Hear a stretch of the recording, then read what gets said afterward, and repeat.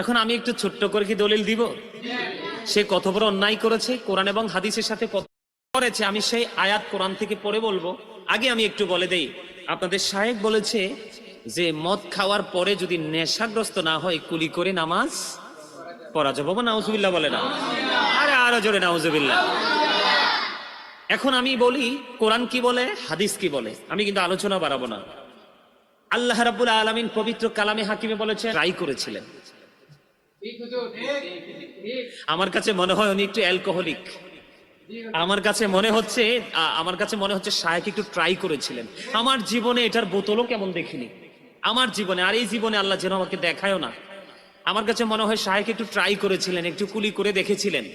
না হয় তিনি কোরআন এবং হাদিসের এত শক্ত অবস্থান থাকার পরে, আল্লাহ এবং আল্লাহর হাবিবের এত চমৎকার মানে আমাদেরকে ইনস্ট্রাকশন থাকার পরে, সাজেশন থাকার পরে উনি এটাকে কিভাবে ওভারটেক করে, আমার মনে হয় তিনি একটু ট্রাই করেছিলেন। একবার ট্রাই করে কুলি করে ফেলে দিয়েছেন, দুর্গন্ধ পায়নি।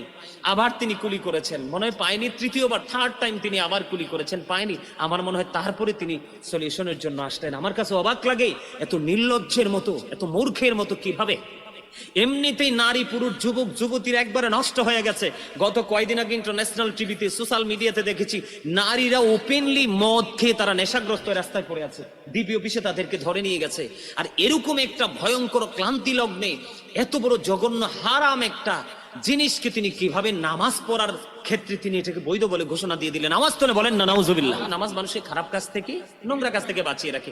এখন আপনাদের কাছে প্রশ্ন হলো আমার, যেই ব্যক্তি মদ পান করতে অভ্যস্ত, মদ পান করে কুলি করে নামাজ পড়তে যাইতে পারবে, এই মানুষের নামাজ দিয়ে কি কোনো ফায়দা হবে?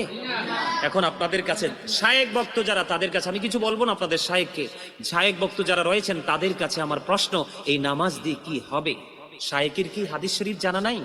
কথা বলে না। শায়েখের কি সেই হাদিস শরীফ কি জানা নাই?